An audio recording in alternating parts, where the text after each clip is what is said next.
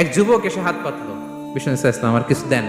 নই বললেন, তুমি তো শক্ত সামর্থ্য মানুষ, বাসায় কি আছে বলো। সে বলে, আমার বাড়িতে একটা পানি খাওয়ার জগ আছে আর একটা চাদর আছে। বিষ্ণু ইসলাম বললেন, নিয়ে আস। সে নিয়ে আস। এবার বিষ্ণু ইসলাম চাদর আর জগ দুইটা নিয়ে সাহাবাদেরকে বললেন, মাইয়াশতারি হাদাইন, কে কিনবে। তো রাসূল সাল্লাল্লাহু আলাইহি ওয়াসাল্লাম তার চাদর আর জগটা নিলামে তুললেন, এই কে কিনবে। একজন বলল, ফাকালা রাজুল আনা আখিযুহুমা বিদিরহাম, ইয়া রাসূলুল্লাহ আমি 1 দিরহামে কিনবো। মাইয়াজিদু আলা যালিক, এর চেয়ে বাড়ায় দিবা কে। আরেক সাহাবী বলল, ইয়া রাসূলুল্লাহ আমি 2 দিরহামে কিনবো। 2 দিরহাম, 2 দিরহাম, 2 দিরহাম, আর বাড়ে না। বিষ্ণু ইসলাম তার কাছে 2 দিরহাম দিয়ে বিক্রি করে দিলেন। 2 দিরহাম নিয়ে যুবককে বললেন, নাও, এই 1 দিরহাম দিয়ে কিছু খাবার কিনে তোমার ফ্যামিলিকে দিয়ে আস। আরেক দিরহাম দিয়ে একটা কুঠার কিনে নিয়ে আস। তো এই যুবক কুঠার কিনে আনলো।